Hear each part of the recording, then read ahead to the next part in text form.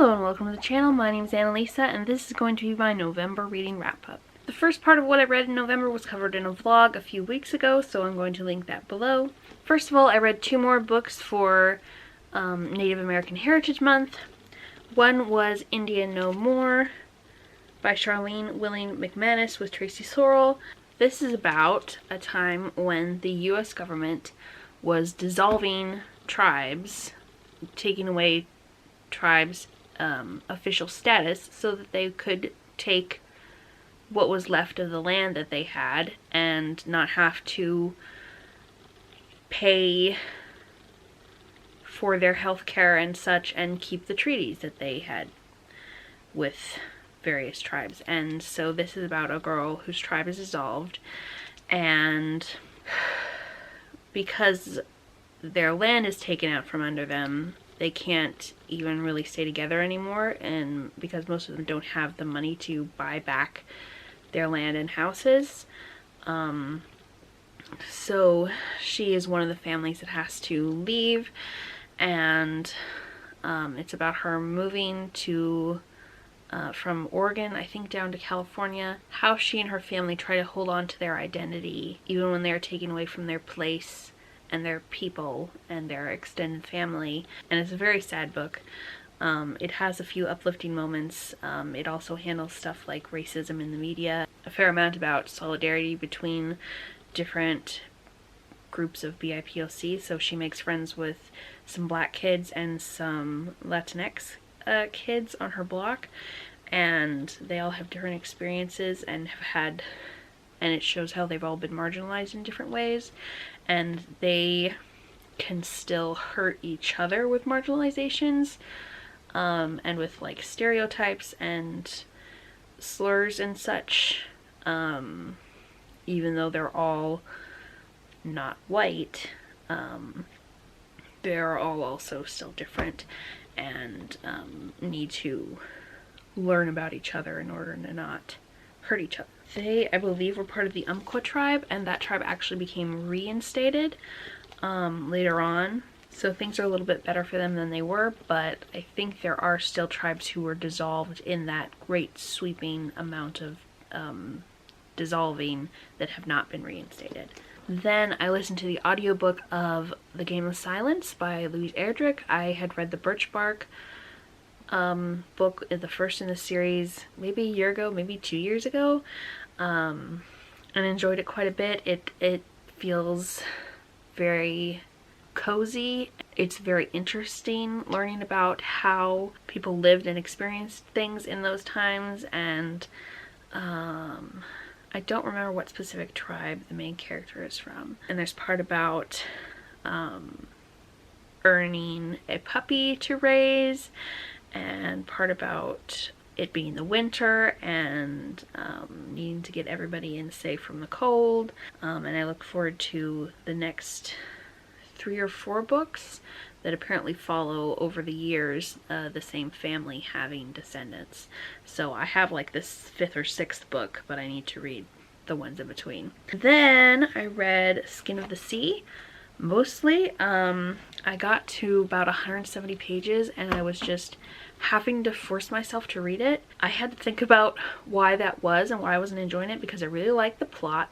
I really liked the mythology and like the creatures that were being talked about, and like the different, it was a quest style adventure, which I enjoy, and the different obstacles on the quest were all really interesting. But I kind of figured out that I really did not care about the main character. I cared a lot more about what was going on around the main character than the main character as a person. She was just not very distinct. She was boring, and there just wasn't much of a personality for me to latch on to.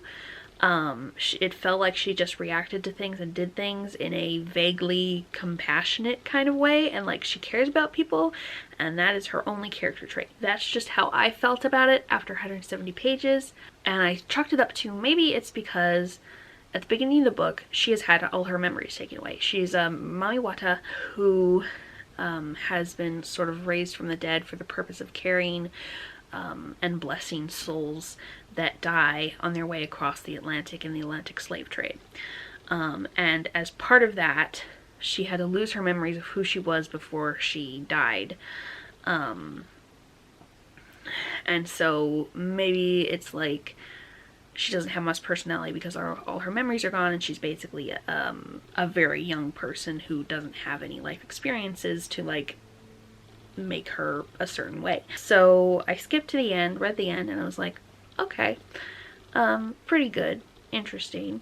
And I thought, I'll read the second book, and maybe in the second book she'll be more interesting, because throughout the book she's getting her memories back. It establishes at the beginning that the longer she stays in human form, the more her memories come back. So I thought, you know, more memories, she'll have more personality. Read 140 pages of the second book, and it was really the same thing. Her way of handling things was just it was logical, which I like, but it once again didn't show much of a personality other than caring about people and not enjoying being stuck with somebody who was rude to her constantly. So yeah, sometimes within the memory flashes there was a little bit of personality, but other than that it was very difficult to pin down who she actually was as a person. So we met some more characters, explored some more mythology, explored more of the world, and I liked the other characters more. It felt like the other characters who weren't the main character had more characterization, and I could actually like pin down, okay, this person's kind of like this, and this person is kind of like this. So not all of the characters had the difficulty, it was just mostly the main character. So yeah, I skipped to the end of that one too, and that was cool and interesting once again. There was really nothing drawing me to go back and read the parts that I had skipped. So I ended up giving both of those 3 stars. Indie No More I gave 4 stars, and The Game of Silence I gave 5 stars.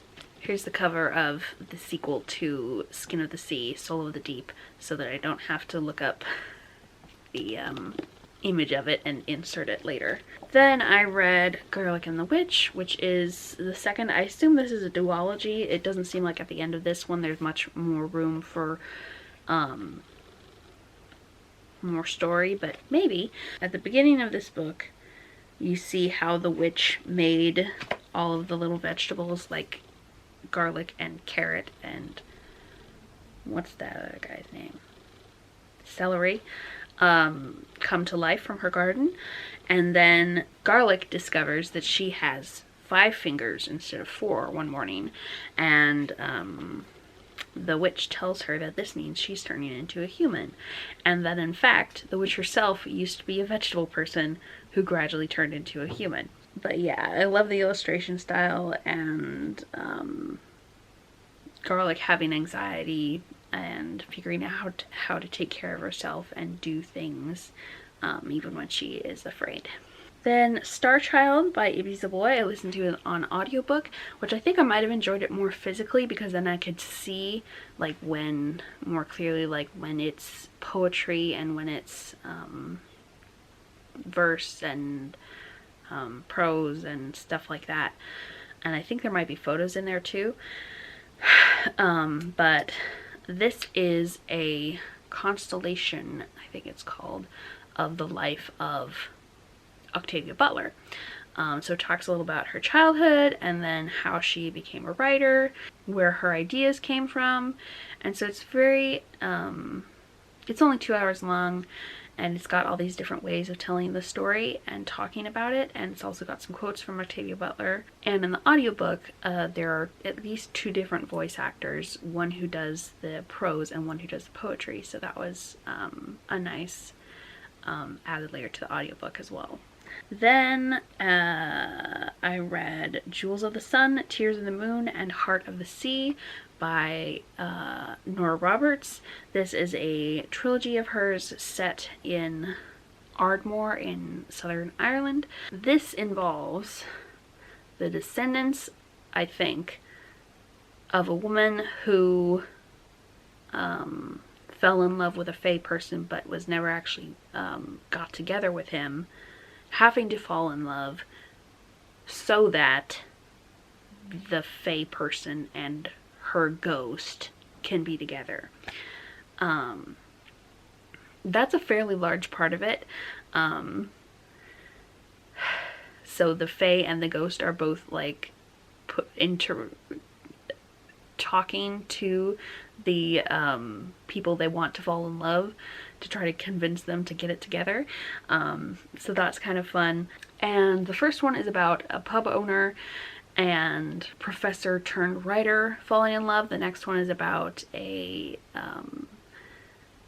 pub owner's brother who works in the kitchen falling in love with a handy woman. She does handywoman stuff, and she also does full-on building of things and also some architectural designing. So she really likes to do stuff with her hands, and she's a mechanic too. Yeah, she basically fixes everything. She and her father are a team that basically fixes everything going on in the village that needs fixing. And that one was my favorite. And then the third one is the pub people's sister who waitresses falling in love with an investor who has come to build a theater onto the back of the pub. I was a little worried about where the first romance was going for a while, but then it turned out very much what I like. The second one was Childhood Friends to Lovers, and I really enjoy that. And then the third one had the hero putting his foot in his mouth a whole lot, and him getting reamed by the heroine, and I enjoyed that as well. Then I read To Make Monsters Out of Girls by Amanda Lovelace. This is a poetry collection. I really like a lot of Amanda Lovelace's poetry. This one is about her getting into a bad relationship, how she feels like that turned her into a nasty person because she was hurt, and now she put walls up to protect herself, and became kind of a thorny personality. I really like how her poetry books tend to tell a story, even though they are all individual poems. Then I read the next book in the Orcsthorn series, which I read a lot of in October or September, and The Governess and the Orc, and I had to buy this one because I'm not on Kindle Unlimited anymore, but it was like $5 or $6. I didn't like the first 30% of this because it was very oriented on the because the two main characters were alone for a lot of that. And the best part of this series, part of it is the angst, which there's a little bit in the first 30%. But after that, they arrive at Orc Mountain, where all the other orcs live. And I really like the Orc Society and the interconnected web of relationships. That's the part I find really interesting. So I really like the last 70%. And then I listened to the audiobook of I'm Glad My Mom Died by Jeanette McCurdy. I watched iCarly, not exactly when I was a kid because we didn't have cable, but I watched it a little bit when we were in hotel rooms and stuff like that, and at some point when I was a teenager I was able to watch like a whole season and a half of it close together, and I really enjoyed it. It was, I don't know why exactly, but I particularly enjoyed Jeanette McCurdy's character Sam because she is somewhat gender non-conforming. She's very tough, but she also has flowing blonde locks. I really liked the friendship between two very different people, Carly and Sam, and I also liked the third character Freddie a lot, and I liked the whole idea of doing a web series of videos online. So I have a fair amount of nostalgia for it, and I was fairly excited for the reboot, which I haven't watched, but I wasn't as excited for the reboot once I knew that Jeanette McCurdy's character wouldn't be on it. This book explains why that is. I've seen this a fair amount on the internet in general, but Jeanette McCurdy this is her biography, or her memoir, and Jeanette McCurdy was given an eating disorder very much on purpose by her mother, among other things, and she also never wanted to act. It was her mother's dream. Her mother wanted to be an actress herself, and she wasn't able to do that, so she put her dreams on her daughter, which a lot of parents do, but this was too, which is bad no matter what level you do it to, but she did it to an extreme, and that's why Jeanette acted, and she had a very bad time, as I'm sure a lot of child actors do. Yeah, a lot of really bad things happened. She did have a good friendship with Miranda, who plays Carly. The creator of the show was a horrible person. Yeah, the show itself traumatized her in a lot of ways.